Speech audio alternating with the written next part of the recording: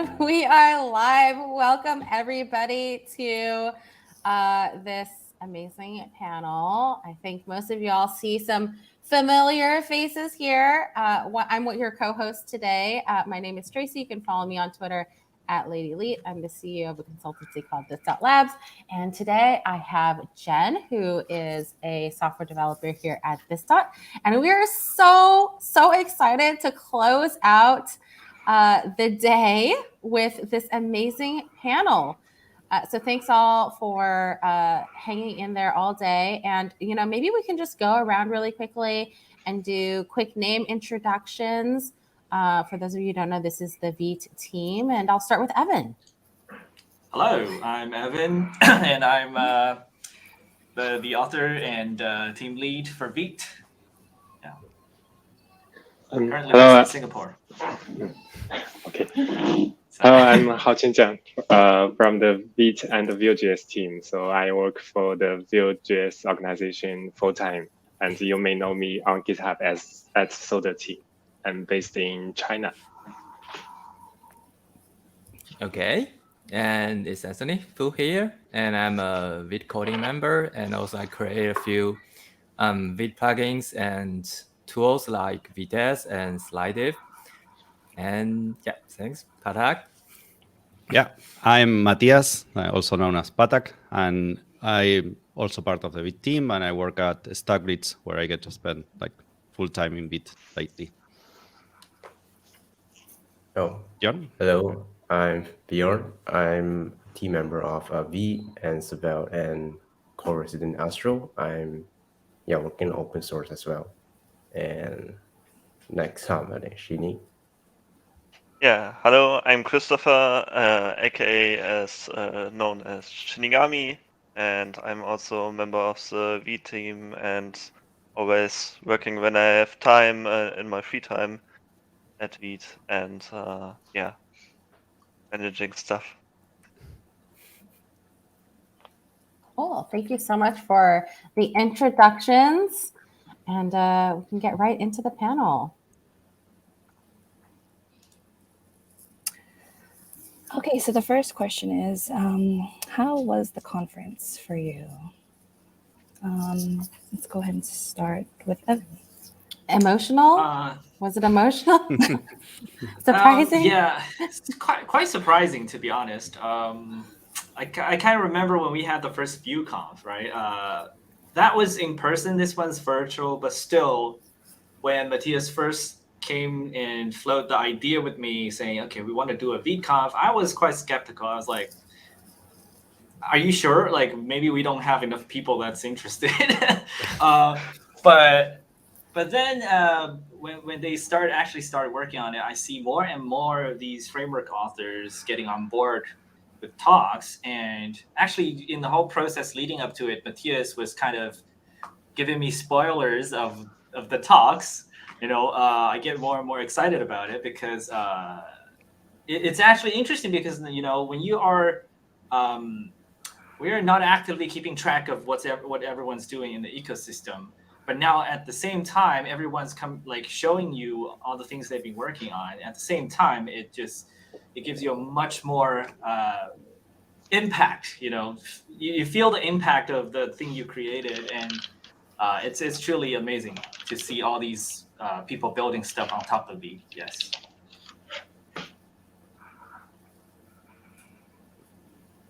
Any other comments? Any other emotional thoughts from today?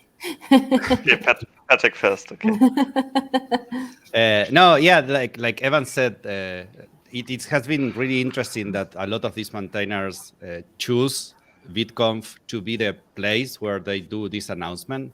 Like we saw today, Ian from Storybook saying that in Storybook 7.0, there is going to be like the Webpack was not going to be needed anymore. So it's going to be Vite only if you are in a Vite app. So like that's huge announcement. We saw like Deno working with Vite, or Lucas from Rollup choose this date in particular to release Rollup 3. That is like enormous for us, like that we need to start working on Rollup 4 now. But as Evan said, like there's like a lot of things happening today. It will take us like weeks to unpack everything that happened just like in the past 12 hours. A lot more work, it sounds like. Which is a blessing, of course. A blessing and a curse for open source. Matthias, you kind of talked about a few of the big kind of showcases, but anyone else have comments on kind of like things you're excited about when it comes to the showcase, or any other announcements that you found interesting? Yeah, so I'm thinking currently about 1.5 years ago, Ivan, you made that team shout out for looking for a team for Vite, and I raised my hand for that, and I'm really, really happy to be in this ecosystem now, and so on. And now, seeing that there's a conference bringing all this framework maintainers and from every side of the world together. We talked in the in some channels about in the past there were framework wars, but now it's more like all frameworks coming together, bundled in Vite, and it's so nice to see that everyone is coming together. And, yeah, that makes me really happy.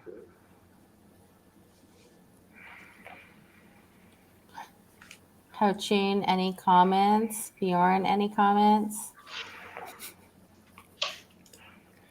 Yeah, I think I have to give a huge shout out to Matthias, because I think he's the only person in this in this whole front end world to get the whole picture of the Vite ecosystem.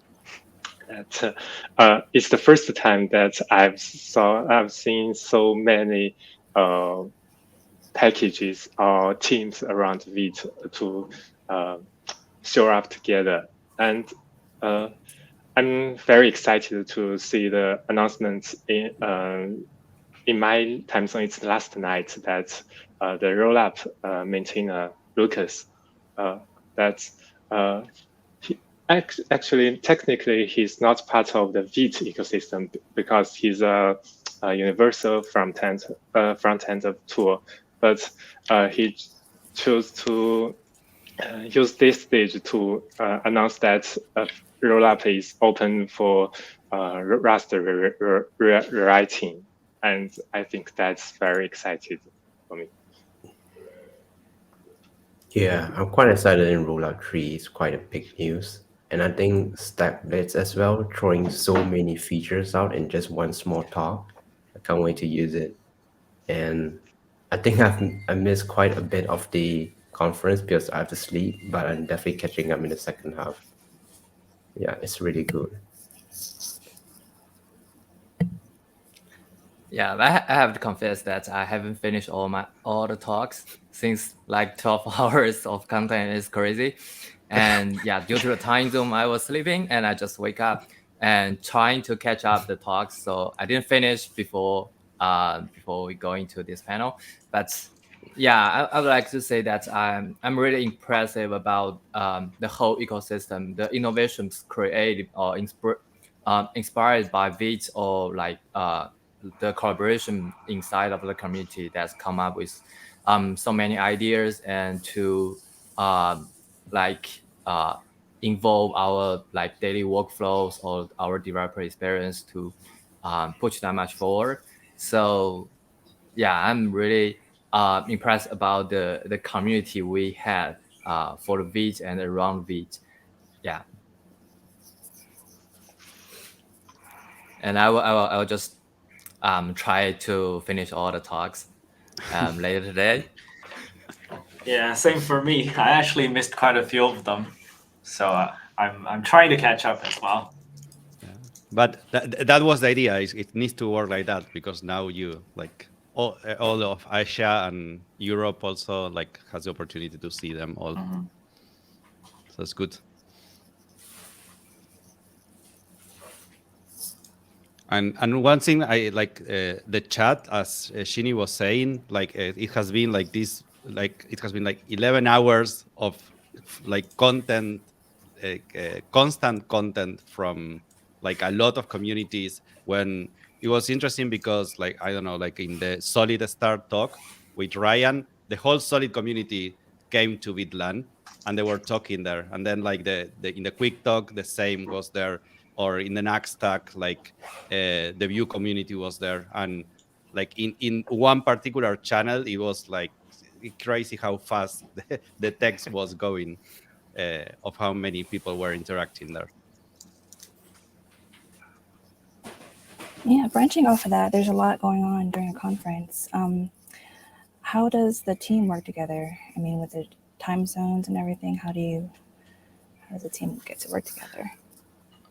Yeah. So originally, when I started the team, we intentionally made the whole similar to how the Vue team works. We make it quite loose in terms of structure. Team members just decide what's important enough for them to work on, to invest their time in. So there's no really hard responsibilities per se. Essentially, I don't go around and say, hey, like, this is your job, you need to do this, or anything like that.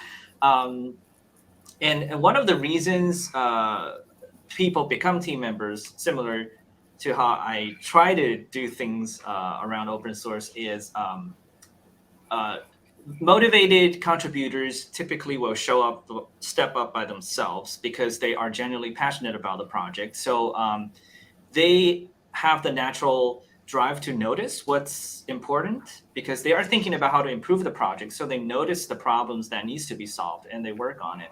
And I think that's critical in building a team that can be self-driven in a way. So outside of that, we try to do bi-weekly triage meetings where so we try to organize and triage the issues when we're not meeting, put them into different priority categories. When an issue comes in, we see, okay, is this a feature request or a bug report? So these are kind of codified. We have a workflow for that. So anyone on the team can help to put the issues in the right buckets. So we have a board where all these issues are kind of sorted into different categories. So during our team meetings is where most of us would get together and go through these by priority. And usually, if an issue is non-controversial, team members can just, whoever happens to work on it can just propose a solution. And if another team member approves it, we can just merge and go, right? So typically, the things we discuss at meetings are the ones that have relatively bigger impact. We need to get a consensus or get input from me directly to call a shot, say, okay, this is what we're gonna do, this is not what we're gonna do. So I think so far that's been working pretty well for us. And obviously, all of this kind of works because there's Matthias, who's just tirelessly sort of reaching out to people outside the team and bringing feedback, so he can provide the insight for us to make more informed decisions. So yeah, that's pretty much how it works. I would also like to add. So yeah, I'm really happy like how Ivan is structuring this team, and Patak is leading the meetings and so on.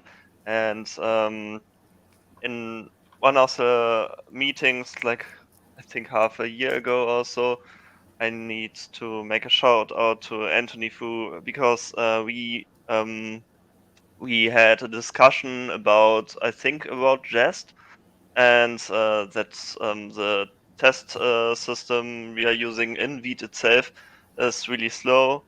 And yeah, then we made, I think it came of a joke that we said something like we test, and then Anfu on the next day created VTest, and around that is a complete ecosystem was built and so on. And Anthony is also pushing out repositories and projects like no one else. And I'm depending on him in my open source projects. I'm depending then in my company projects. So not also even you with the Vue ecosystem, but also Anthony with all his repositories. It's such a huge ecosystem, and in the last half year I didn't do any so much in Vite anymore as before, because I became the maintainer of Faker.js, and but even this is helping, because when I'm using stuff like Vite and Vue and Vitest and so on, I can report back stuff to Patak, how we use that, and also we discussed an example about labels in GitHub, how to manage a repository and so on, and all these projects improve by each other. Yeah, and that's also really, really cool. Yeah, thank you. And I feel quite being over credit. So I guess similar to Vite, I think Vite is not a one-man work, and that's like I think that's credited to the community and the team we had, or the foundation we had for the Vite. So the first idea or the first demand that comes from our team to say what the testing framework we would recommend, and the core mechanism to like that Vite running on Node is based on the feature Vite provide, and also the initial idea.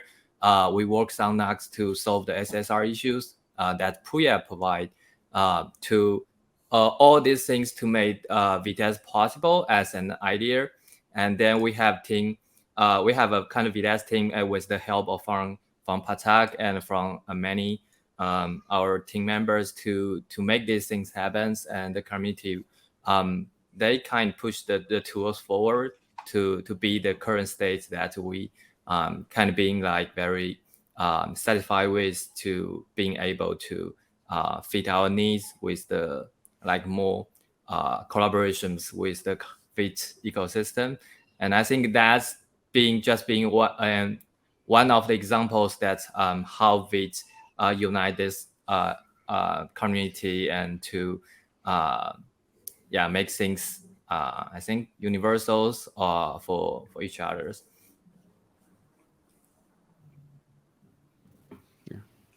I would also like to shout out, like since we are giving shout outs to everybody, to Bjorn and to Safi. That is like Safi should be here also.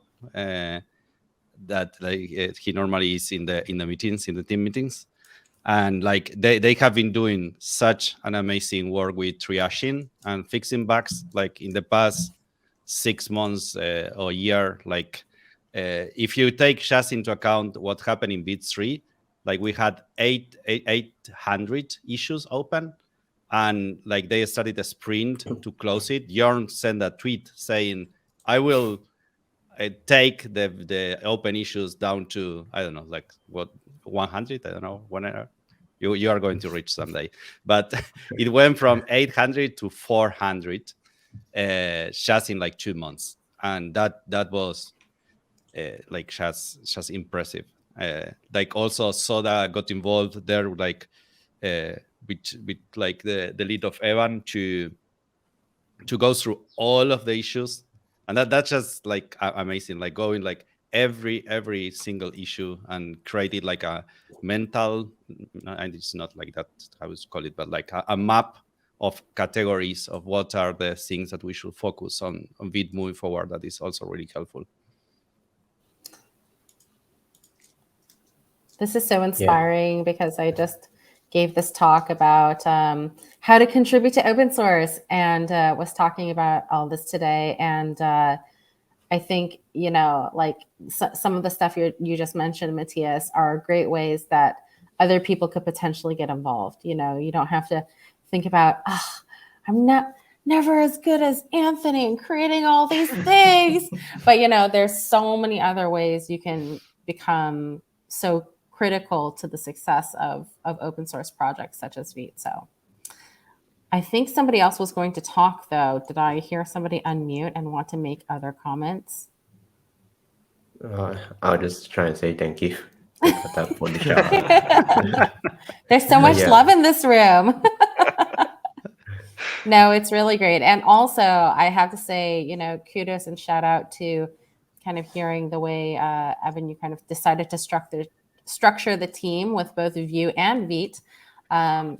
It's amazing what passionate people who come together, who want to solve hard problems, can do with lack of politics. So it's great to see the innovation that has been able to happen, kind of like outside corporate doors, outside of corporate open source, if I could say that.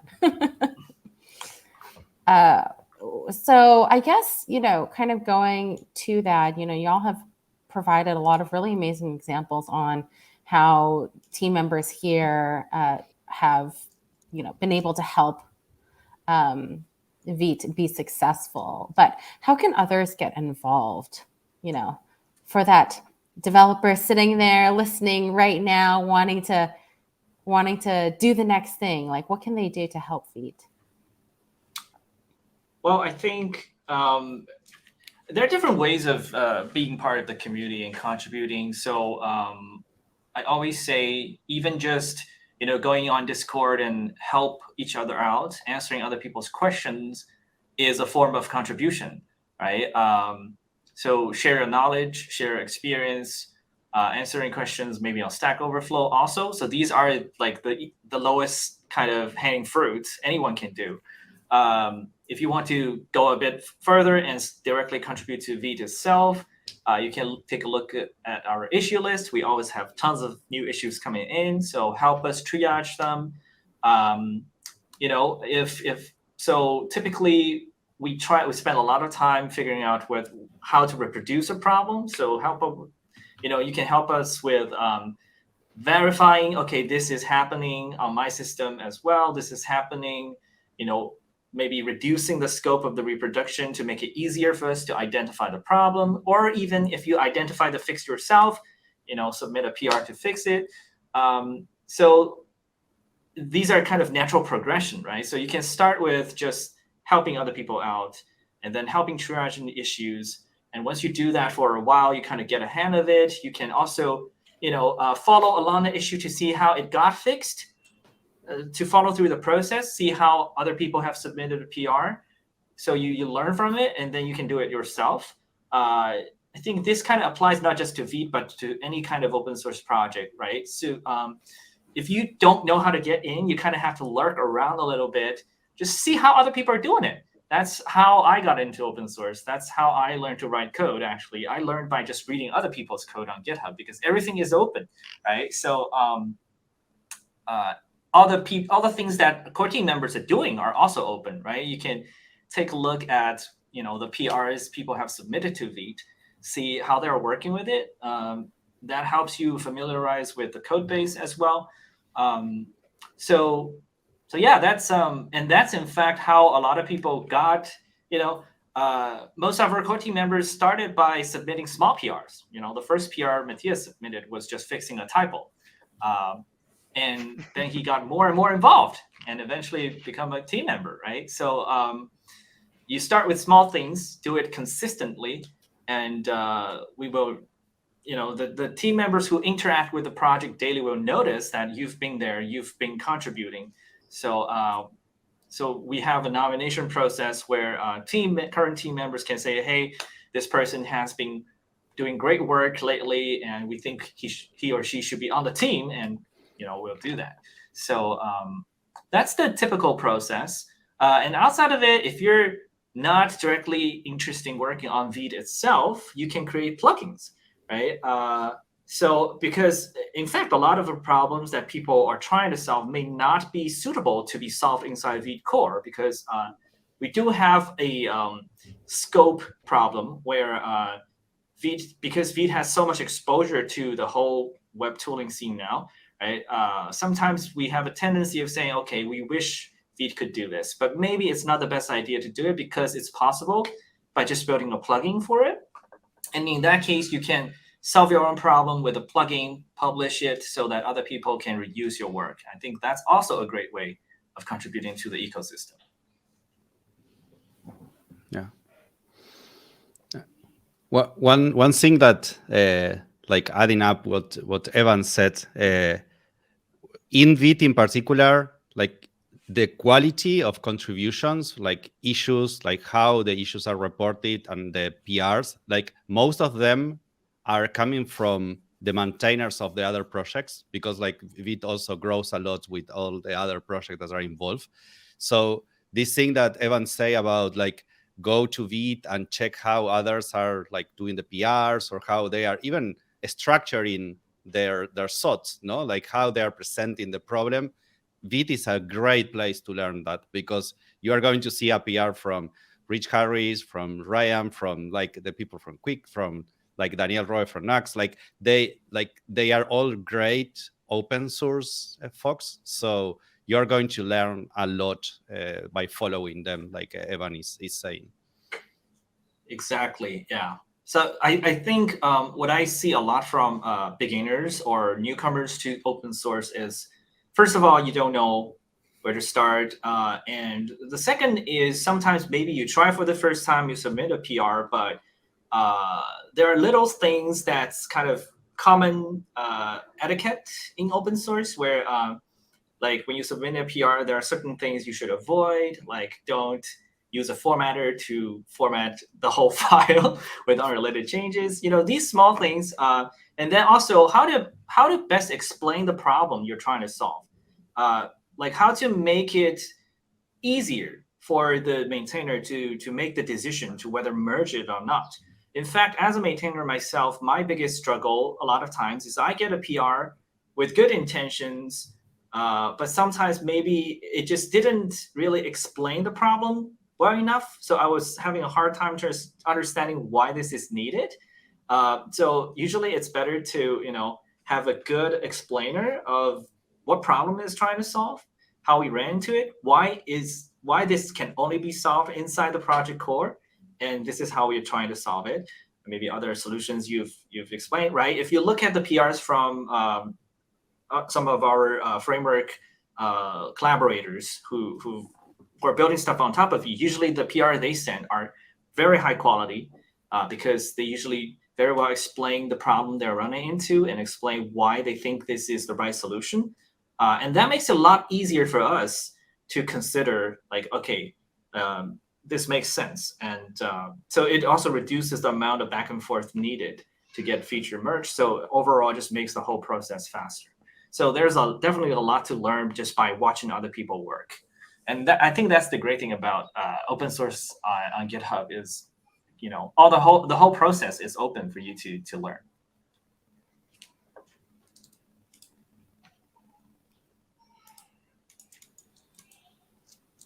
Well, that's really amazing. I think there's, I laugh at Matthias' little fix because, I always say, and I think every single maintainer asks, I'm sure all of you all on the team are like, where can we start? Maybe you could help with the docs, right? It's a very common thing that we hear that, all open source projects need. And if we look at Matthias as an example now, right? Like that small little PR turned into something so much more amazing. And it's the small things and don't discount the small things and your ability to be able to be involved that way. So I'm excited now. I need to go into the Vite ecosystem and figure out what I can do. I'm so inspired by this panel. But moving on to the next question, Jen's about to ask like the big question that everyone's waiting for. Yeah. So what is next for Vite? Dun dun dun. Yeah, that's a quite a loaded question. And to be honest, we don't have this like big bang kind of thing that we're planning to do because at this moment we think Vite has essentially reached a critical mass where there are a lot more things that's being built on top of it. So I think it's a period where we're trying to stabilize and let people iterate on top. And because Vite has gone through its own moving fast and break things phase now, and now other people are iterating on top of it. So we kind of have to start thinking about how we make sure that things we do don't affect things that's being built on top of it. Which is why we also invested in things like the ecosystem CI, which makes sure that everything we land doesn't break things accidentally on top. So I think right now, like for this very moment, this focus is in fact just making sure Vite can serve well as the common tooling layer, making sure that we,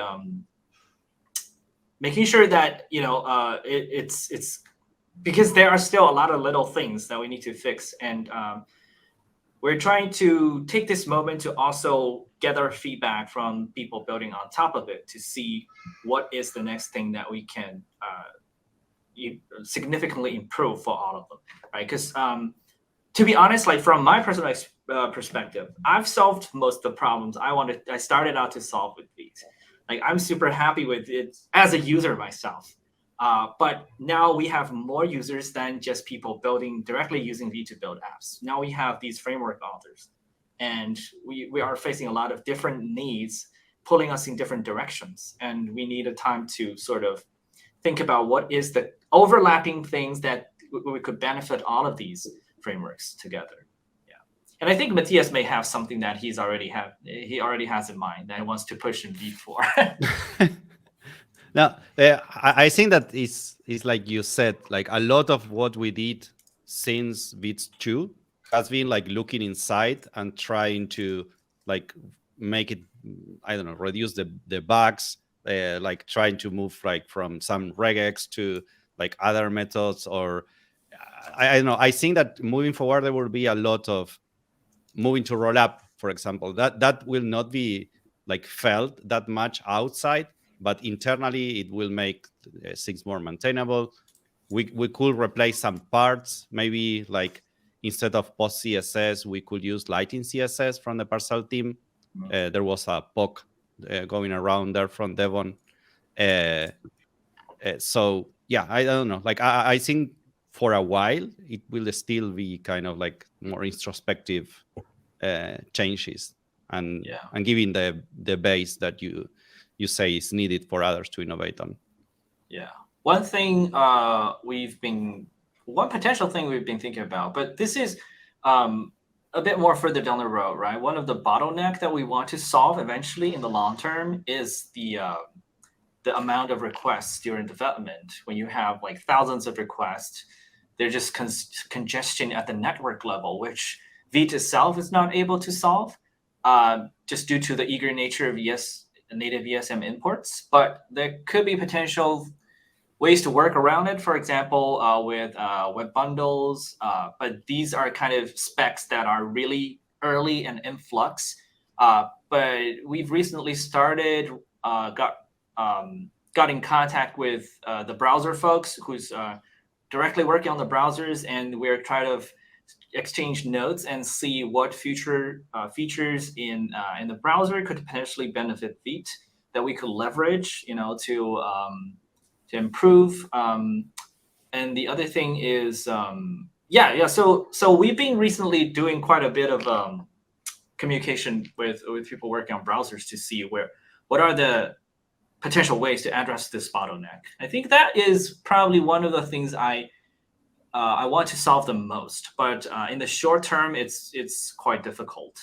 So we're kind of setting our hopes on future specs in the browser directly that maybe can help us with that.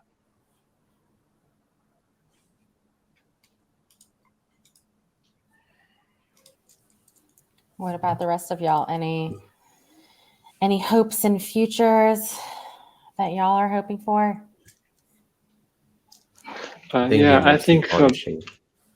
Sorry, you can go ahead. So Okay, so I think the main characteristics of Vite is fast and lean. So I think Vite 3 will go more extreme on these two sides. For example, in Vite 3, we cut the published size in a third. And actually, with the Rollup 3 release and in Vite 4, we can further cut the install size because Rollup removed their browser bundle from the npm package. And on the other hand, Vite is very simple. So now, as we looking more inside our internal complexity, so many of the new options will go into the experimental flag, and that will keep the new features easier to start with, and we might find a way to integrate it into the existing options without confusing new users. And that's what I was looking forward. Yeah, I think mostly for me, it's polishing up. So everything will stay the same, but better. So like Rollup 3, for example, we change internally, but you wouldn't feel it. It'll be a transparent change. And there's some improvements from pre-bundling that I guess we want to bring back from the early V3 alpha days. But yeah, all these changes shouldn't affect you. It should just work magically, so you'll get the performance out the box. You don't have to mess around with configs or anything. So I guess, yeah, that's kind of the future of V so far.